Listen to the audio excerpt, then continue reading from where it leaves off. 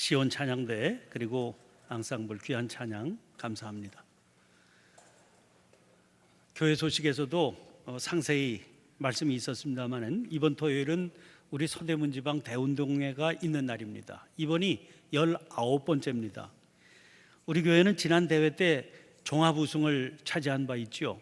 그러나 그걸 크게 자랑하거나 내세울 일은 못 된다 여겨집니다. 우리 교회가 우리 지방에서 역사도 오래고 규모가 제일 큰 교회인데 집안에서 제일 큰 형님이 동생들하고 씨름하면서 자기 힘 다 쏟아서 이겼다고 신이 나서 자랑하고 떠벌리면 그 우스운 꼴 아닙니까? 이 대운동회의 첫 번째 의미는 화합입니다. 그리고 규모가 다른 교회보다 조금 더 큰 교회의 역할이 있는 겁니다. 그것은 가뜩이나 어려운 상황에 시달리고 있는 규모가 조금 더 작은 교회의 성도들이 힘을 얻고 위로를 받을 수 있는 그런 자리를 만들어 주는 데 있습니다. 형님이 형님답게 처신해야 집안이 평안하고 일어서게 됩니다. 우리 교회 성도님들이 이 사실을 좀 명심하셨으면 좋겠습니다. 그래서 이 일을 위해서 당부를 드립니다. 많이 참석하시기를 바랍니다. 지금 이 시대의 교회가 당면하고 있는 교회의 위기 중 하나는 개교회주의 때문입니다. 조금 규모가 크다 싶은 교회들이 만들어가기 쉬운 위기입니다. 지방 행사라고 가봐야 우리 교회 운동회만도 못하다, 이런 마음으로 가볍게 생각하기 쉽기 때문이죠. 잘못된 생각이고 태도입니다. 우리는 주님의 교회들이 함께하는 이런 자리를 소중하게 여길 줄 알아야 됩니다. 또 프로그램마다 최선을 다해서 열심히 그리고 성실하게 참석하시기를 바랍니다. 그러나 순위에 연연하고 매달리는 큰 형님답지 못한 모습을 보이지는 말아야 되겠죠. 어떻게든 섬기려고 하고 어떻게든 참여함으로 도우려고 하는 그런 모습이 있어야 됩니다. 특별히 이번 대운동에 주관하고 있는 지방 남성교회 회장이 우리 교회 강경천 장로님이십니다. 장로님을 중심으로 임원들이 하나 되어 열심히 일할 수 있도록 최선을 다해 주시기를 바랍니다. 그런 자세가 큰 화합의 열매로 우리 안에도 맺혀지게 되겠지요. 다시 한번 이번 토요일 행사에 마음을 다해서 참여해 주실 것을 간곡히 당부를 드립니다. 오늘은 어버이 주일입니다. 우리나라는 지난 1956년부터 5월 8일을 어머니 날로 지정해서 지켜왔습니다. 그러면 아버지도 있는데 아버지 날도 있어야 되지 않겠느냐, 그런 여론이 있어서 1973년부터 어버이날로 이름을 바꾸어서 지켜오게 된 겁니다. 미국은 클린턴 정부 시절인 지난 1994년 통일교회 건의에 따라서 6월 네 번째 주일을 부모의 날로 지정한 바 있다고 합니다.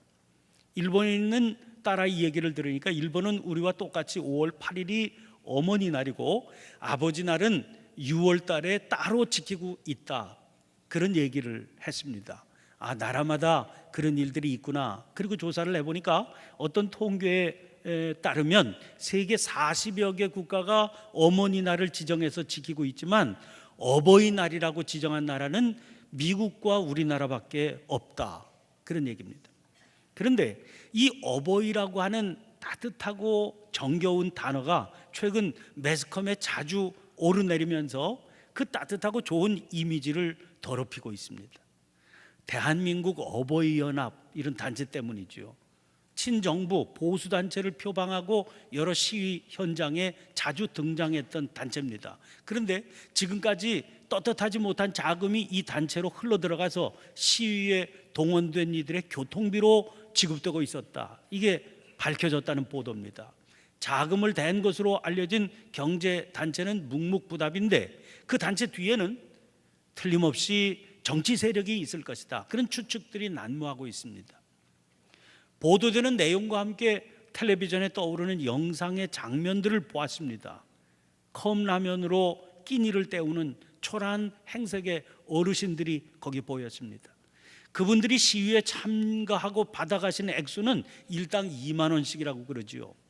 그 보도를 접하는 내내 마음이 무거웠습니다. 그 정도의 대접을 받자고 시위 현장에 모여서 목소리를 높이시던 이 시대의 어버이들의 어려운 형편 때문입니다. 결국 이것이 어버이날을 맞이하는 오늘 이 땅의 어버이들의 모습이 아니겠습니까? 유엔이 정한 바에 의하면 65세 이상 인구가 차지하는 비율이 7% 이상인 사회를 고령화 사회라고 그러고 14% 이상인 사회는 고령 사회, 20% 이상에 도달한 사회를 초고령 사회라고 정의하고 있습니다. 2016년 현재 우리나라의 65세 이상 노인 인구는 전체 인구의 13%에 이르렀습니다. 그러니까 유엔의 기준에 따르면 고령화 사회를 넘어서 이미 고령 사회 문턱에 진입해 있는 겁니다. 이 추세대로 나가면 2026년에는 전체 인구의 20%를 돌파하게 되어서 초고령 사회에 들어서게 될 것이라고 추정하고 있습니다. 특히 우리나라는 인구 고령화 속도가 세계에서 전례 없이 빠르다는 특징을 가지고 있습니다. 프랑스 같은 유럽 국가들이 고령화 사회에서 고령 사회까지 이르는데 평균 150년 정도가 걸렸습니다. 그런데 일본이 약 35년이 걸렸습니다. 전례 없는 그 진행 속도에 세계가 깜짝 놀랐죠. 그런데 우리나라는 일본이 35년 걸린 그 진행을 불과 16년 만에 진행하고 있다 하는 겁니다. 이토록 빠른 진행 속도가 문제가 됩니다. 유럽 국가들은 변화가 150년에 걸쳐서 서서히 진행되기 때문에 그 변화에 대처할 만한 시간적인 여유가 있었던 겁니다. 그러나 일본은 불과 35년이 걸렸기 때문에 시간적으로 대처할 만한 여유가 없었다는 거죠. 그에 따라서 심각한 사회 문제로 몸살을 앓고 있습니다. 일본 소재 연구기관인 커스텀 프로덕트 리서치의 보고서에 따르면 지난해 일본에서 발생한 존도둑 범죄의 35.1%가 60세 이상 노인이 저지른 것으로 나타났고, 그중에 동종 범행 같은 범죄를 연속해서 6차례 이상 저지른 비율은 무려 40%나 된다는 겁니다. 왜 이런 일이 벌어지겠습니까? 감옥에 들어가면 숙식과 건강관리 서비스를 공짜로 누릴 수 있으니까 일부러 감옥에 들어가려고 하기 때문이라는 겁니다. 보고서에 의하면 은퇴자는 연간 78만 엔, 한국 돈으로 약 800만 원 정도의 빈약한 연금을 받는데 보잘것없는 음식과 더러운 잠자리를 제공받는다 하더라도 감옥에서 생활하면 금전적인 면에서 연금 생활보다 25% 풍족하게 살 수 있기 때문이다. 그렇게 설명하고 있습니다. 일본의 경우가 그렇다면 우리나라의 경우는 더 아찔하지요. 아까 말씀드린 대로 진행 속도는 우리가 훨씬 더 빠르고 사회 제도는 훨씬 더 미비하고 경제 규모는 훨씬 더 열악하기 때문입니다. 지금도 한심하기 짝이 없는 상황인데 대책 없이 이 속도로 진행된다면 앞으로 어떤 일이 일어나게 될지 참 걱정스럽기만 합니다. 이제 고령화 사회는 필연적인 겁니다. 그리고 그 필연적으로 다가오는 시대의 모습은 암울하고 답답합니다. 그런 세상을 바라보면서 우리 믿음의 사람들은 과연 무엇을 생각해야 되고 무엇을 준비해야 될까 묻지 않을 수 없습니다. 그런 질문을 안고 받게 된 말씀이 오늘 본문 말씀입니다. 오늘 본문 말씀에 실려있는 시편 92편에는 안식일의 찬송시, 이런 표제어가 붙어 있습니다. 우리식으로 말하자면 주일 예배 때 부르는 찬송가쯤이 되겠죠. 그렇다면 시의 성격을 어느 정도 가늠해 볼 수 있을 겁니다. 보통 때 부르는 찬송이라고 그래도 다를 건 없겠죠. 그러나 그런 중에도 주일 예배라고 하는 것은 특별히 구별된 시간 아닙니까? 세상적인 가치관의 풍랑 속에 휘둘리며 살던 성도들이 하나님의 품 안에서 말씀의 가치관을 새롭게 붙들고 자기의 사명을 확인하는 시간이기 때문입니다.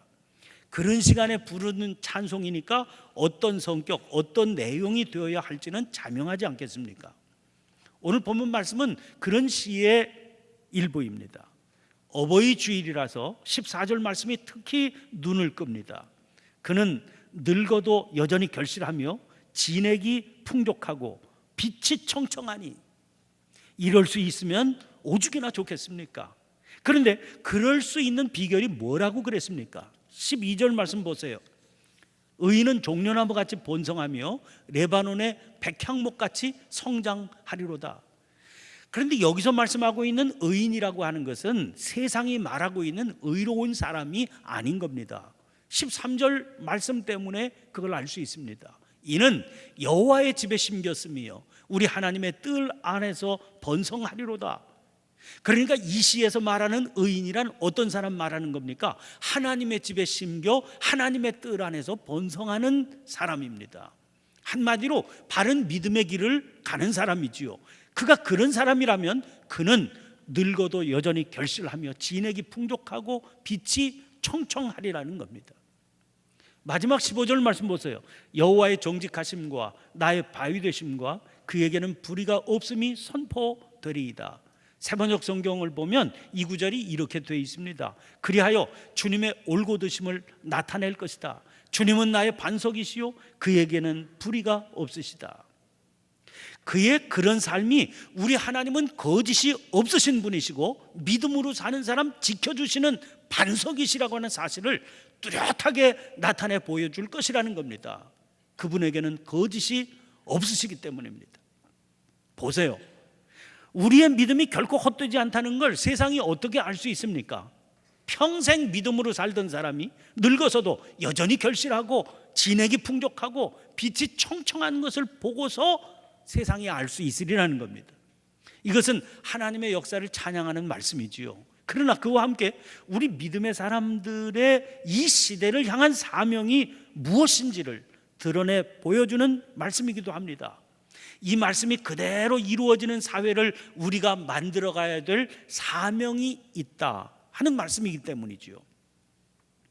그렇다면 이 사명을 우리들이 이 시대에 어떻게 감당해야 되겠습니까?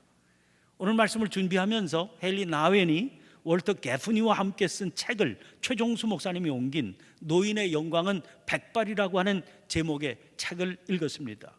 우리가 당면한 이 시대의 노인 문제를 전혀 새로운 각도에서 보여주고 있는 책이었습니다.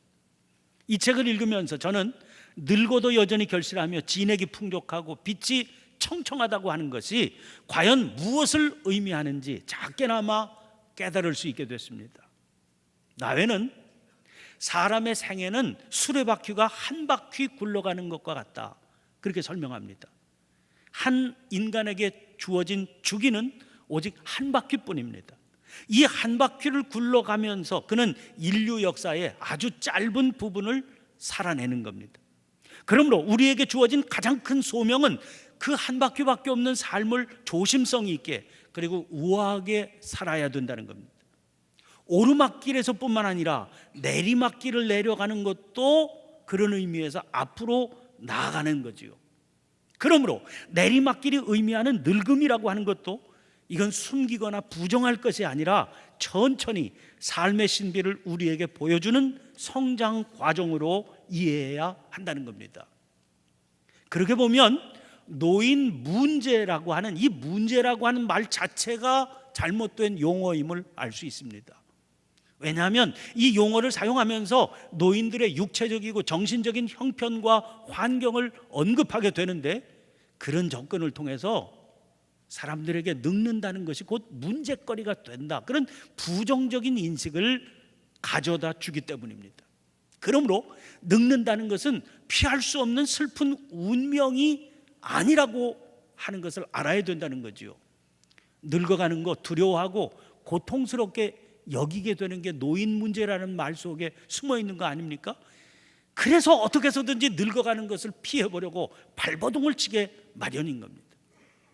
1971년도에 발표된 랄프 네이더의 보고서에 의하면 미국에서 사람을 젊어 보이게 만드는 일에 쓰는 돈이 1년에 무려 50억 불에 달한다고 그럽니다. 1971년도의 통계니까 요새처럼 성형수술 뭐 이런 게 발달된 시대에는 몇 갑절로 늘었겠죠. 조금이라도 젊어 보이게 만들어주는 몸치장하는 의복이나 물건, 또 화장품 같은 데 사용되는 액수가 그렇다는 겁니다. 50억 불. 그러나 정작 나이든 노인들을 위해서 사용되는 돈은 3억 3천만 불밖에 되지 않습니다. 사람들이 나이 들어 늙어가는 것을 얼마나 어두운 사건으로 여기는지를 보여주는 단적인 예가 될 것입니다. 그러니까 사람들은 자기가 늙었다는 사실을 어떻게든 받아들이려고 하지 않으려고 그럽니다. 터크맨이라고 하는 학자가 60세부터 85세 이상이 되는 분들을 대상으로 질문을 던졌습니다. 당신은 노인이십니까? 이 질문 앞에 자기를 늙었다고 인정하는 노인 자각률을 조사한 거죠. 60대에는 100명 가운데 17명만이 자기는 노인이다 그렇게 인정을 했습니다. 70대는요 38%만이 자기들이 노인이라고 하는 사실을 인정했다고.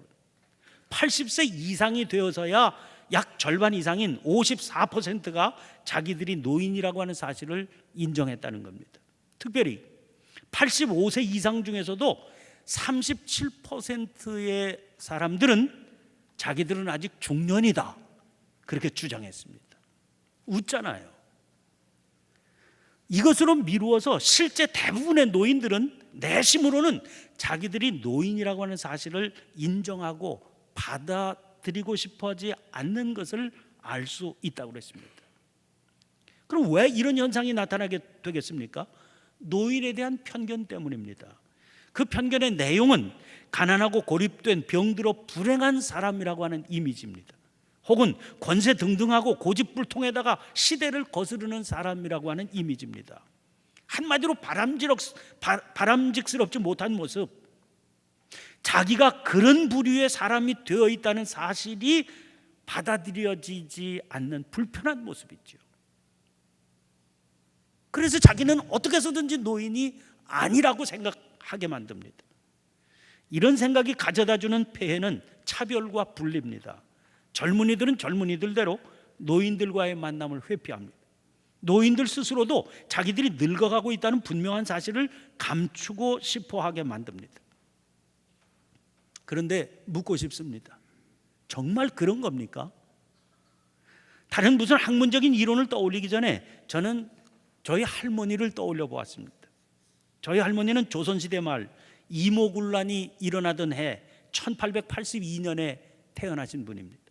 제가 고등학교 2학년 때 1971년에 세상 떠나셨으니까 우리 나이로 90세를 사신, 그 당시로 보면 상당히 장수하신 어른이셨습니다. 그 오래고 험난한 세월을 살아내신 분이지요. 그러니 겪어내신 일들이 얼마나 대단하겠습니까? 그래도 저에게는 이루 말할 수 없이 따뜻한 분이셨습니다. 언제나 함께 있고 싶은 분, 표정만으로도 위로가 되시는 분이셨습니다.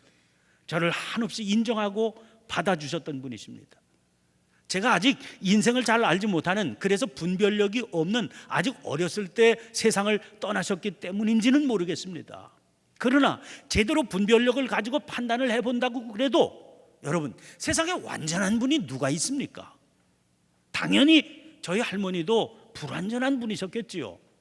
그러나 저는 할머니께서 저에게 베푸셨던 그런 무한정한 사랑은 그분이 살아오신 삶의 열매고 결과라고 지금까지도 굳게 믿고 있습니다. 그리고 더 중요한 것은 제 삶에서 조금이라도 인간적인 따뜻함이 있다면 저는 그게 할머니께서 저에게 남겨주신 유산이다, 그렇게 믿고 있다는 사실입니다. 이것이 그분이 노인이라서 자기 생애의 마지막 시기에 누구에겐가 남겨줄 수 있고 선물할 수 있었던 위대한 열매가 아니겠습니까? 이런 사실에 눈을 뜨게 될 때 우리는 돌봄의 진정한 차원을 만날 수 있습니다. 이미 고령사회에 진입해서 초고령사회를 향해서 급하게 달려가고 있는 우리 사회에서 돌봄은 필연적인 요구가 됐습니다. 국가적으로도 막대한 예산을 들여서 노인들을 위한 시설을 확충하고 인원을 늘려가고 있습니다. 그런 시설에서 그런 분들을 통해서 이루어지는 돌봄이 어떤 것들입니까? 오락으로 기분 전환시켜드리고 뭔가 할 일을 안겨드리는 일들이지요. 이런 것들에 막대한 예산을 쏟으며 치중하게 되는 이유는 돌봄이라고 하는 것이 전문적이고 사회적인 장치다, 그렇게 여기기 때문입니다. 그런데 나회는 이런 전문적인 차원의 돌봄은 사회적 차별의 덫이다, 그렇게 주장합니다. 그는 우리의 가장 깊은 자아 안에는 늙지 않고 언제나 그대로 있으리라는 망상 가운데 살고 싶어하는 마음이 있다, 그렇게 지적합니다. 그런 마음이 있으니까 늙은 노인은 그런 자기와는 아무런 관련이 없는 낯선 사람이 되는 거지요. 이런 마음으로 시설을 세우고 인원을 투입하고 혹은 노인을 직접 찾아가 꽃을 사드리고 편리한 교통편 마련해 드린다고 그래서 거기 돌봄과 치유가 일어날 수는 없는 일입니다. 이 차별을 극복하지 못하면 진정한 돌봄은 불가능해지기 때문입니다. 그러면 진정한 돌봄이 뭐고 어떻게 일어날 수 있는 거겠습니까? 물론 노인들에게 여러 가지 실제적인 도움이 필요하지요. 그러나 그분들에게 더 중요한 것은 그분들의 말을 들어주고 이해해주고 받아줄 사람입니다. 그럼 누가 그 일을 할 수 있습니까? 자기 자신도 지금 늙어가고 있다는 사실을 자각하고 있는 사람입니다. 그런 의미에서 진정한 돌봄은 다른 사람을 향해 가는 일이 아니라 자기를 향해 가는 일이 됩니다. 노인을 돌보는 자기는 누굽니까? 자기도 역시 늙어가고 있는 사람이죠. 돌보는 사람이 자기 자신에 대한 이런 분명한 이해를 가지고 있을 때 돌봄을 받는 분은 자기가 가치 있는 사람이고 스스로가 소중한 사람이라고 하는 그런 느낌을 받을 수 있게 됩니다. 사실 자기는 늙지 않고 언제나 그대로 있으리라 그런 망상 가운데 살고 싶은 마음이 너무나 강렬하기 때문에 사람은 좀처럼 자기가 늙어가고 있는 존재라는 사실을 깨닫게 되기가 어렵거든요. 그런데 노인을 돌보는 일을 통해서 우리는 이 분명한 사실 앞에 직면하게 되는 겁니다. 그런 의미에서 돌봄을 받는 노인은 우리의 예언자가 되고 스승이 되는 겁니다. 그야말로 늙어도 여전히 결실하며 진에게 풍족하고 빛이 청청한 분으로 내 앞에 서게 되는 거죠. 이런 마음으로 돌봄의 자리에 서게 되는 사람을 통해서는 용납의 사건이 일어나게 됩니다. 하나님은 받아주시는 분이시죠. 탕자가 사람의 맨 밑바닥 비참한 나락에 떨어졌을 때 고향으로 돌아가서 아버지의 집에서 경험했던 것이 용납 아니었습니까? 예수님께서 이 비유를 주셨던 이유가 뭡니까? 하나님께서 우리에게 허락하시는 사랑이 바로 그와 같은 용납해 주시는 사랑이다, 이 사실을 가르쳐 주시려는 것 아니었습니까? 노인들이야말로 이런 용납의 경험이 절실하게 필요한 분들입니다. 돌보는 사람이 하나님의 진리 가운데 굳게 서 있을 때 그를 통해서 돌봄을 받는 분은 자신을 용납하시는 하나님을 구체적으로 경험하게 됩니다. 또 그 모습을 지켜보면서 돌보는 사람도 역시 그런 경험을 함께 나눌 수 있게 되는 겁니다. 이런 과정을 통해서 그는 자기의 나이와 상관없이 자기의 내적인 자아를 만나게 됩니다. 그런 일들이 없다면 그에게 중요한 가치란 뭐겠습니까? 성적을 올리는 거, 학위를 받는 거, 더 높은 지위에 올라가 더 많은 보수를 받는 거, 뭐 그런 것들 아니겠습니까? 그러나 삶의 마지막 시간을 보내는 노인을 돌보면서 자기 자신을 만날 수 있게 되는 일이 우리를 그런 위험의 굴레에서부터 벗어나게 해주는 겁니다. 이것이 돌봄을 받는 노인을 통해서 우리가 받을 수 있는 삶의 풍성한 결실일 겁니다. 마지막으로 어떤 요양원에서 홀로 외롭게 살다가 세상을 떠난 어느 할머니의 소지품 중에서 유품으로 남겨진 글이 인터넷에 올라 있기에 제가 그 글을 소개해 드립니다. 당신들 눈에는 누가 보이나요? 간호원 아가씨들, 제가 어떤 모습으로 보이는지를 묻고 있답니다. 당신들은 저를 보면서 대체 무슨 생각을 하나요? 저는 그다지 현명하지도 않고 성질머리도 괴팍하고 눈초리마저도 흐리멍텅한 할망구일 테지요. 먹을 때 칠칠치 못하게 음식을 흘리기나 하고 당신들이 큰 소리로 나에게 한번 노력이라도 해봐요 소리 질러도 아무런 대꾸도 못하는 노인네, 당신들의 보살핌에 감사할 줄도 모르는 것 같고 늘 양말 한 짝 신발 한 짝 잃어버리기만 하는 답답한 노인네, 그게 바로 당신들이 생각하는 나인가요? 그게 당신들 눈에 비춰지는 나인가요? 그렇다면 눈을 떠보세요. 그리고 제발 나를 한 번만 제대로 바라봐 주세요. 여기 가만히 앉아서 분부대로 고분고분 음식을 씹어 넘기는 제가 과연 누구인가를 말해 줄게요. 저는 10살짜리 어린 소녀였답니다. 사랑스러운 엄마와 아빠, 그리고 오빠, 언니, 동생들도 있죠. 저는 20살의 꽃다운 신부랍니다. 영원한 사랑을 맹세하면서 콩닥콩닥 가슴이 뛰고 있는 아름다운 신부랍니다. 정다운 남편과 뜨거운 사랑을 나누었고, 그러던 제가 어느새 25이 되어 아이를 품에 안고 포근한 안식처와 보살핌을 주는 엄마가 되어 있답니다. 어느새 30이 되고 보니 아이들은 훌쩍 커버리고 제 품에만 안겨있지 않았답니다. 40살이 되니 아이들이 다 자라 집을 떠났어요. 하지만 남편이 곁에 있어 아이들의 그리움으로 눈물로만 지새우지는 않는답니다. 50살이 되자 다시금 제 무릎 위에 아기들이 앉아있네요. 사랑스러운 손주들과 나, 행복한 할머니입니다. 암울한 날이 다가오고 있어요. 남편이 죽었거든요. 홀로 살아갈 미래가 두려움에 저를 떨게 하고 있네요. 제 아이들은 자신들의 아이들을 키우느라 정신들이 없답니다. 젊은 시절 내 자식들에게 퍼부었던 그 사랑을 뚜렷이 난 기억하지요. 어느새 노파가 되어버렸네요. 세월은 참으로 잔인하네요. 노인을 바보로 만드니까요. 몸은 쇠약해가고 우아했던 기쁨과 정열은 저를 떠나버렸어요. 한때 힘차게 박동하던 내 심장자리에 이젠 돌덩이가 자리 잡았네요. 하지만 아세요? 제 늙어버린 몸뚱이 안에 아직도 16세 처녀가 살고 있음을, 그리고 이따금씩은 쪼그라든 제 심장이 쿵쿵대기도 한다는 것을. 젊은 날들의 기쁨을 기억해요. 젊은 날들의 아픔도 기억해요.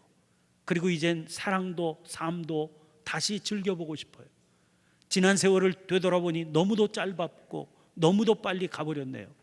내가 꿈꾸며 맹세했던 영원한 것은 세상에 존재하지 않는다는 무서운 진리를 이젠 받아들여야 할 때가 온 것 같아요. 모두들 눈을 크게 떠보세요. 그리고 날 바라보아 주세요. 제가 괴팍한 할망구라뇨? 제발 제대로 한 번만 바라보아 주어요. 나의 참 모습을 말해요. 기도하겠습니다. 은혜로우신 하나님, 어버이 주일을 허락해 주셔서 그분들을 통해 저희들의 삶을 돌아볼 수 있는 복을 허락해 주시니 감사드립니다.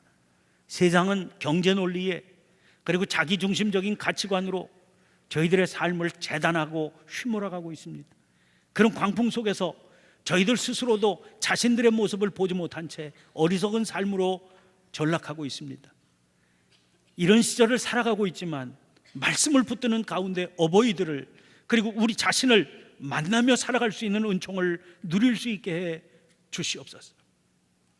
그래서 저희들로 하여금 여호와의 집에 심긴 자들이 되어 여호와의 뜰 안에서 번성하여 늙어도 여전히 결실하며 진액이 풍족하고 빛은 청정한 삶을 살게 해 주옵소서. 말씀을 통해 이 땅 위에 하늘나라 이루어가게 하시는 예수님 이름으로 기도하옵나이다. 아멘. 아멘.